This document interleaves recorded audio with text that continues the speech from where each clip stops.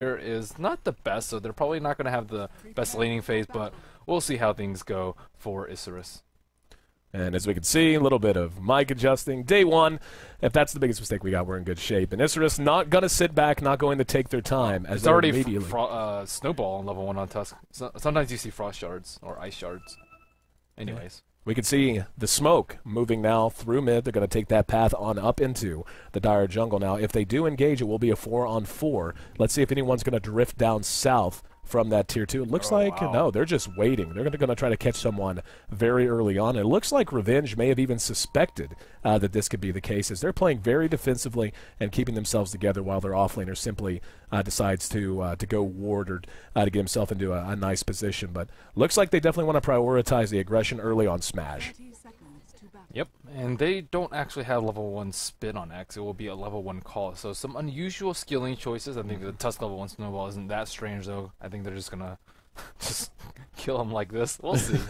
Poor Smash, man. Yeah, this is going to be brutal. We're going to see him grab up everyone and engage as he comes between the tier 1, or the tier 1 and the tier 2. Horn blows and we're underway.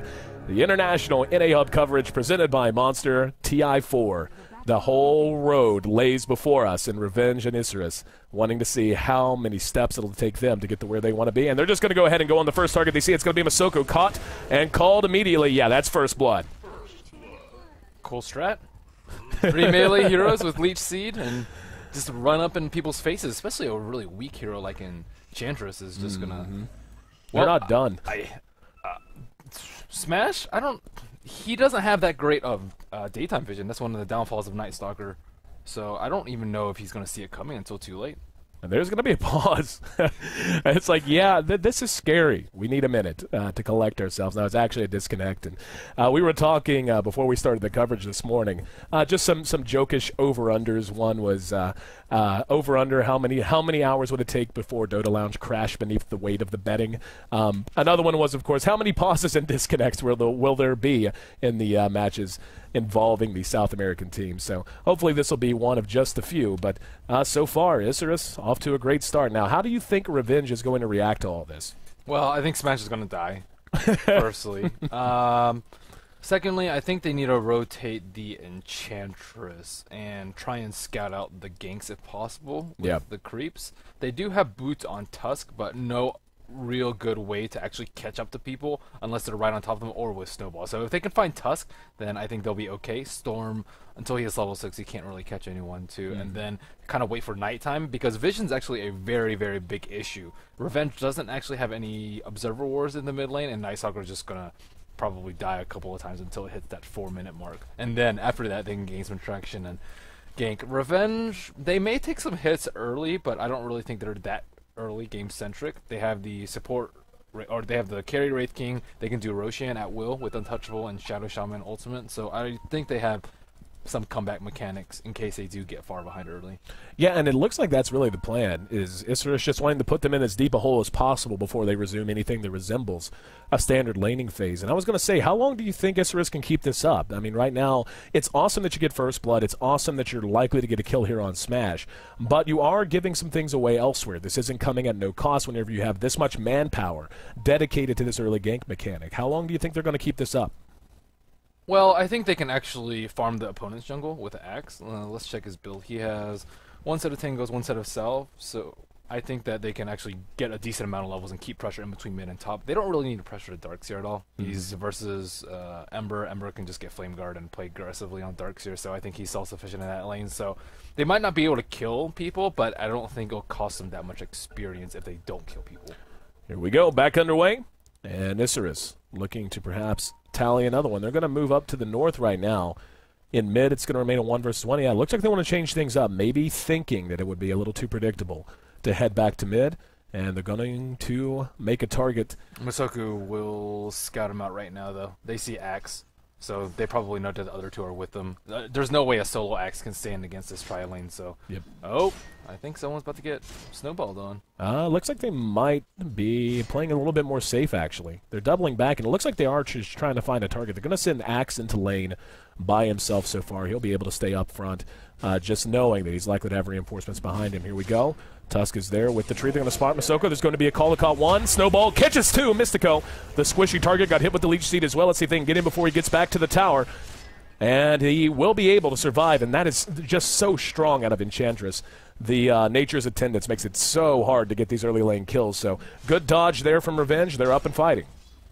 Yeah, 3 melee, it's really easy to kite. We even saw some body blocking coming out of Masoku. Surprised he actually hasn't reached for a creep yet, but now that all 5 heroes are accounted for on the map, I fully expect him to. I don't believe we've introduced the lineups.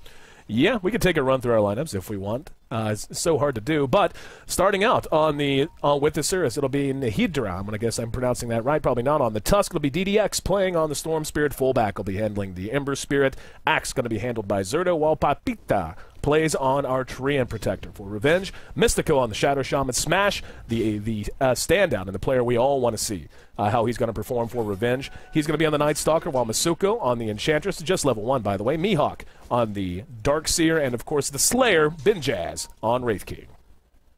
A couple of pings come out.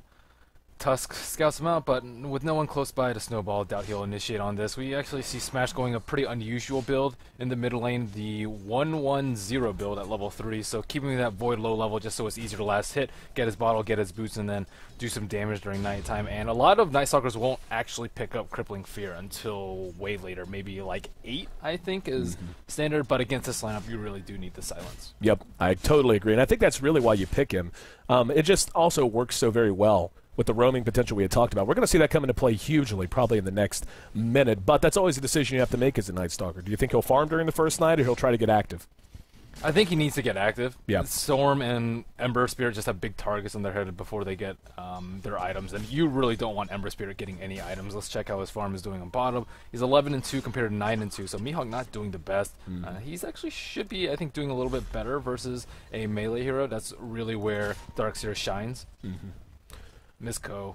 Uh-oh, I think he's about to get rolled on. Let's see. It looks like they're setting up for it. Full mana bars on everyone. He is in a very precarious situation. He's going to give a little bit of a love tap to Zerto and force him back. And, you know, this top lane just has so much volatility built into it. It is a 2-on-3 ostensibly, as the Enchantress has moved to a far side of the jungle and is not going to be able to make it back unless she comes right now. It looks like that might be the case. But, yeah, actually going to smoke. So they're going to look to turn the tables and get aggressive on their own. Yeah, they don't actually have any eyes on the top lane, though, and the smoke will pop it. We'll see 1, we'll see 2 Centaurs, and they know that Enchantress closely behind in tow. I think she probably should have wrapped around the other way, but maybe they can still go on Isurus. Nah. We can see the Tusk right now is just level 2, so even though they have been aggressive, they haven't been really able to parlay that into the advantage I think they would have wanted at this stage of the game with this kind of a lineup draft that they have.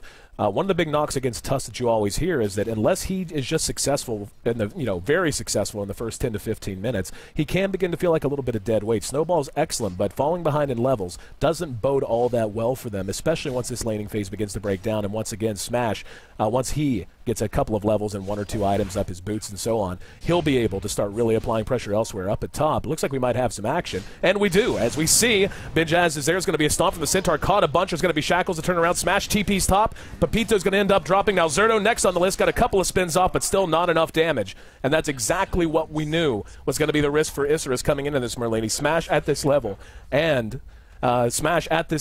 and it being nighttime, going to be a huge threat, and they managed to make it 2-1 and turn things around a bit. Their tri-lane is just not that strong. They only got 1 kill out of it very, very early, and even the second time that they tried to get a kill, they went on the squishiest hero, which is Shadow Shaman. He can't really do that much defensively, he doesn't have a heal, and they weren't actually able to get a kill. So it's been 4 minutes, they can't get that many kills, they have Night Stalker roaming on them, probably time to ditch, and we'll see 2 of the heroes move around a little bit. Treant with level 2 living armor. Let's see, 1-1-0 on the Tusk, and he is only level 2. And as you said, yeah, he can kind of fall off a little bit, but that's sort of the same for Enchantress too, so I don't really see it that big of a problem if neither Enchantress nor Tusk get any kills early. And really, Smash already picked up another TP scroll, so he is ready to rock and roll into other lanes. Well, if there is one nice benefit they have, like you said, they kind of break even on the Tusk Enchantress trade-off, but the Ember Spirit and the Storm Spirit are tops in CS right now. Storm getting this kind of a start is going to be excellent. That'll be a great way for them to initiate and counter-initiate the aggression that Revenge is bound to want to pour out.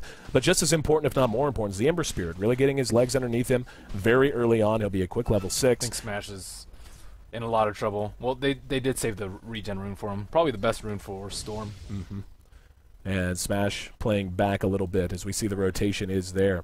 But yeah, the Ember Spirit, 28 CS, 29 now, in absolutely excellent shape. We can already see he's got 700 gold tucked away, has his brown boots and a bottle up, so he's going to be able to stay out. Looks like they want to put some pressure on the bottom, teleporting down the Tusk, and lands in the tree as well. Mihawk's at about half health. He has Surge available for him, level 2 on that.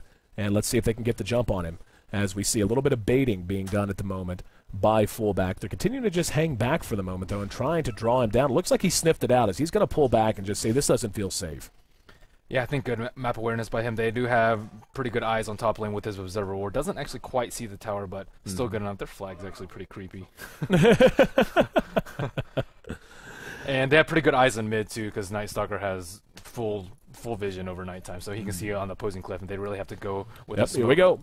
Mihawk engaged upon. They're going to try to track him down. There's a surge. Shards were off the mark, and he will make it to the safety of his tower. Looks like they thought about diving it. They missed a lot of spells there. They missed the Ice Shards as well as the Searing Chains. Shards, without a doubt, one of the most important abilities you're going to have as a Tusk whenever you're trying to chase down a hero that has an ability like Surge. Just creating a much longer path, and the duration on Surge runs out very quickly. Up at top, Masuko up. Going to follow up the stun. The Hellfire Blast let off on Zerto. And here come the creeps. Going to be able to get a net off behind it. Satyrs right there with it. And Living Armor could be enough, though. As, nope, never mind. Ember, the Ether Shock was there. And the burst enough to bring him down even through the tree armor. So 3-1. And Revenge seems to be picking up a little bit of steam here. You got to be worried for Isurus.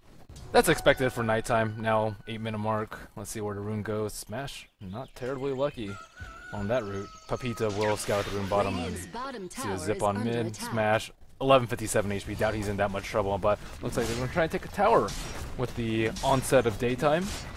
Top tower is under just a lone Tusk, and their anti-push is terrible.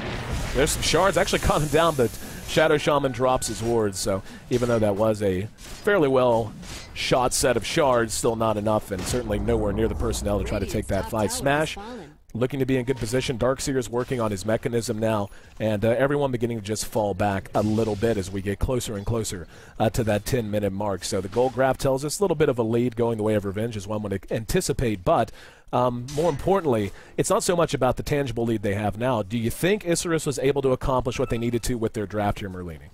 I don't think so. I think they need a few more levels on Tusk, and I think that Enchantress is probably more useful without item, just because they can do Roshan very, very early, and she does have a lot of pure damage and impetus, and can just burst down to other heroes very quickly. Tusk has Snowball, but he has to be a melee range, and he is actually quite the squish master. And at this point, not only is he beginning to feel very underleveled, his farm's very low, and mana problems do set in for Tusk at a certain point. You just aren't able to stay nearly as active as you would like. So right now, I feel like Revenge is in a really nice position. Looks like they know it, too. They're really not even trying to be aggressive. They're just taking what lead they have and trying to extend it by staying safe and farming. They haven't even broken away from that top lane despite bringing down the Tier 1. You'd think this might be a time when they start to collapse elsewhere. Yeah, Revenge doesn't really have that much pressure. They just need to take good fights or towers with the Rasta Wars, and that's one big discrepancy that we see in between these two teams is Tusk is level 3.5, Trance almost level 5, and we see Shadow Shaman 6.5, and we see Enchantress almost level 6 too. So the supports on the side of Revenge are getting much more out of this. Smash trying to take it easy until the next nighttime, and we'll see some more issues. More disconnects and the such. It's all right. Gives us a minute or two to work on a couple of things. As day one, of course, getting all of the wires straightened out. As you saw, I'm sure the folks noticed we switched camera feeds a couple of times, but looks like we got everything squared away. Yep, and looks like there was maybe an issue with Dota TV, but hopefully we're in all great shape. We're right at 10 minutes, and looks like we're just about ready to get moving again as the reconnect is there. So 10 minutes in now, Merlini, give me a captain's chair kind of summation on where you think both of these teams need to be headed with their thinking and with their game planning. I think Revenge just needs to group up once they get the mech on Darkseer. Looks like that's coming out in about 800 gold, and just take towers down, make them fight in the wars that they really want to take a fight. Let's see, Enchantress and Shadow. Oh, also play around nighttime too, so they can take it easy for the next couple of minutes. If they really want to, they can push mid with the wards, and then it'll be up again by nighttime. So they have more options open to them. They can also sneak a Roshan in. Let's check the untouchable level on Enchantress. Actually, level 0 untouchable, so probably not Roshan this early. In Isurus, they need to protect their heroes. Living Armor makes that a little bit easier, but I think better vision around the map, which they have with this Observer Ward in the middle, will make that even easier. They are going to go ahead and rotate all the way through, as you saw. Bypassing Roshan, like you said. Not really looking like the time, and skill build, not exactly where you'd want that to be. Mystico does have his wards up. Enchantress is actually very close to level 6 as well. Even has 1,500 gold tucked away, too. Centaur is going to end up losing 1 as it's going to expire, so still taking their time, looking for the chance to push in. They do have a lot of reinforcements in the vicinity for Isurus, so potential for a big fight. Yeah, they're going to go ahead and smoke 4 as we see Smash TPing down, and they're going to go headhunting, maybe trying to gank out this Ember Spirit. He does have a point into the silence. And they're going to try to put that to use right now. It's going to end up being spotted. There we go. Ulti pop. Smash going to go. Immediately silences out fullback, and he's just going to be clawed down behind his own tower. TP's coming, but it's a little bit late. They even canceled it, and now Papita being pursued by Smash. Benjaz is there, and the wards go down, and this is beginning to look very troublesome for Isurus. Not only are they losing these fights, they're not getting anything back at all. That first blood kill, the only one that remains, now they've lost 2 Tier 1 towers, and it doesn't look like anything's going to be changing anytime soon. They have good late game, but at the same time they have, I don't want to say snowball heroes. Yeah. And Storm and Ember Spirit, but they are snowball Dude, that's the heroes. easiest pun in the world. Come on. It's too easy. It's, I don't like the super easy ones. You got to make the people think. It's like your women, man. Don't like the super easy ones, right? Don't like the super easy ones. But they do have snowball heroes, and they do need to get kills. So, yes, they can win from behind, but that's not the strength of their lineup. I think I expected a lot more tower dives. I expected a lot more aggression, maybe some creep skipping from the top lane, and it's falling a little bit flat right now. The Tusk pick was kind of novel for the first blood, but since that, he hasn't really done anything. Yeah, but that's kind of what we were talking about is, you have to get a certain amount of mileage out of him early on. Otherwise, he ends up just not feeling like he contributes a whole lot. Ooh, Yeah, the armlet rush. Yeah, armlet up very early. I do like that. That's kind of an old school look back. There's going to be the shards that'll catch one, but follow-up's not there. It feels to me like Revenge is... Did that even do any damage? Yeah. It didn't look like it. Yeah, I feel like Revenge is just moving better than Isurus. Isurus seems a little frantic right now. They're just kind of, they split up after a fight and they have to run to meet somewhere else, while Revenge seems much more focused in what they want to accomplish. And Night Stalker once again in Night going to be in good position for the foreseeable future. He doesn't have wings. You see this? Where's his wings, man? Oh, that's the illusion. I know, but he's supposed to look the same. He's supposed to look like the real deal. Graphical glitches aplenty. There you are. What the heck? I remember when He that looks was like standard. Life Stealer. like an upright life stealer. Yeah. Found his haunches. He's still hunched over a little bit. The key items are beginning to come out on both sides. Mechanism was finished up by Darkseer on the side of Revenge. Blink Dagger brought out as well on the axe. So they're going to need to start really doing some work. We can see DDX is going straight on up to his Orchid following his treads. And fullback looking for that early Battle Fury very early on. On the side of Revenge, though, Midas came out on Masuko. We really didn't even talk about that. Very important. Mystico will be going straight for Receptors. He's picked up a point booster. Smash is actually grabbed up an Ogre Club. That's going to be BKB up. Hold on. Mihawk caught out in mid. Follow-up is there. And the mech enough to buy some time. Leech Seed will slow him down. It's taken him a long time to bring him down. And finally, Zerto dunks his face. Makes it 3-5.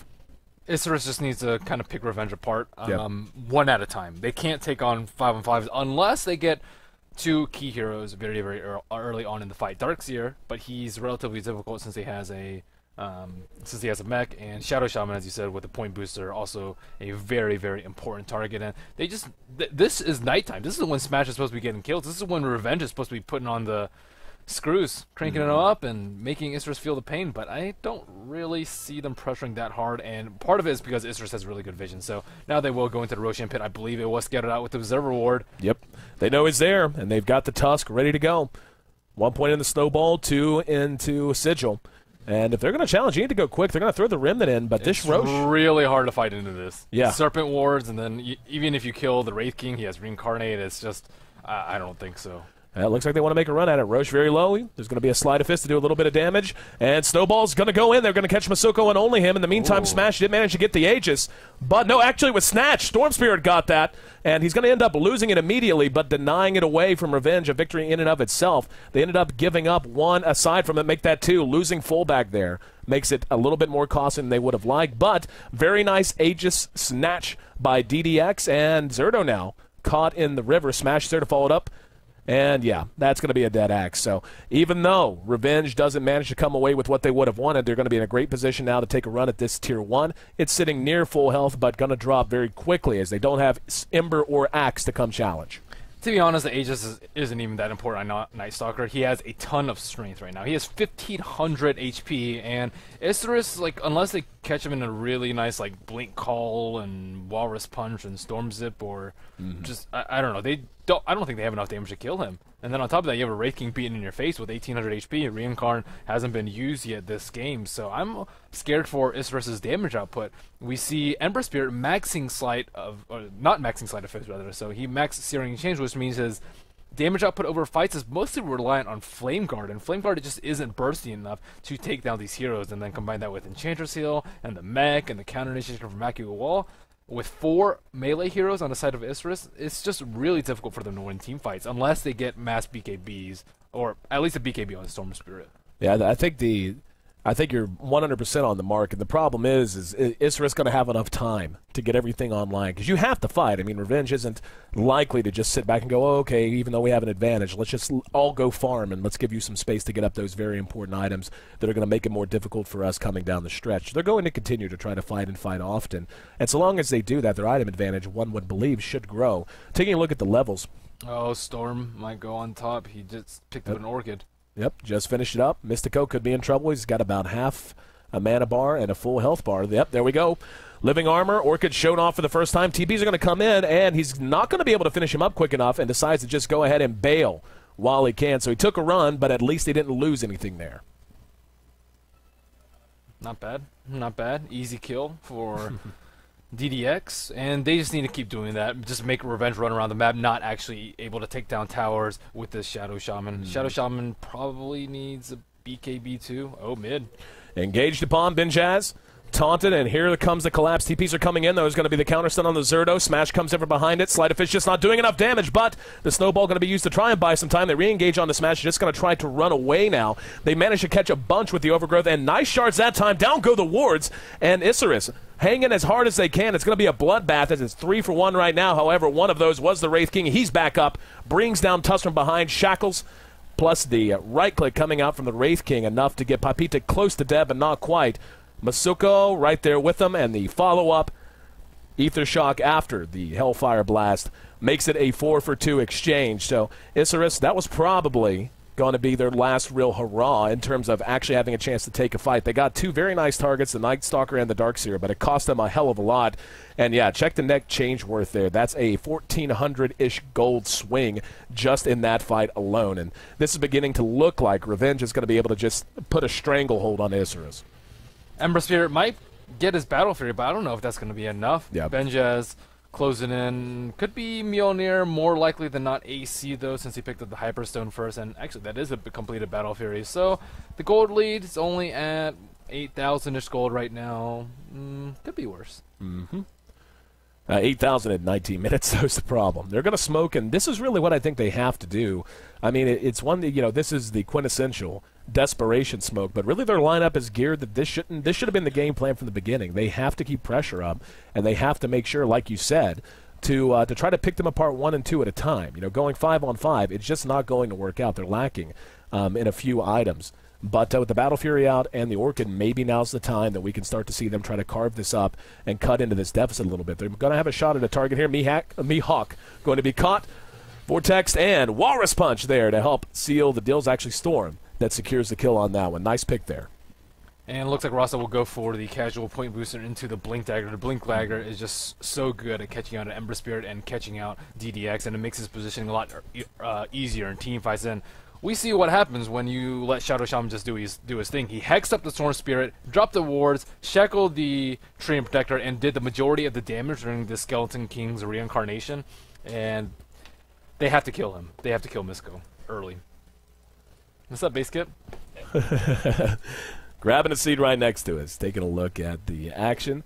And we can see they do take a tier 1 off of that, so continuing to try to cut things down a little bit. The Ember Spirit, unfortunately, sitting about half overall in net worth. His items coming out so slow, sitting on just Brown Boots and a Battle Fury as of right now. No, the mid tower. It's so low.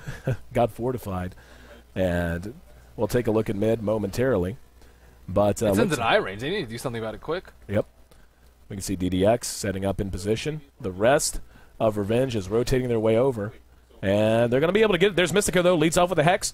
And there's going to be a call that catches one. Nightstalker pops the ulti smash, wants to go to work. The stun out on DDX. Do they have enough lockdown? There's Tusk saving him with the snowball if he can. And they're going to re-engage. Off go the shards as well. Binjaz is trapped. We're going to see Papita just teleport away. The BKB for Smash keeping him nice and safe. And the rest of the fight raging on, but no deaths as of yet. Mystico very low. Did manage to make it away. Binjaz wound up for a stun there. I just heard the wards go down. Yeah, they dropped it right next to the pit, and they're going to manage to get a kill there on the Storm Spirit. So even though Mystico did end up dying as well, that's a very worthwhile trade to take the Storm Spirit off of the map and at least make it a 1-for-1. But we're just beginning to see the item level and gold advantage really come into play. Revenge just feels so tanky in every one of these fights.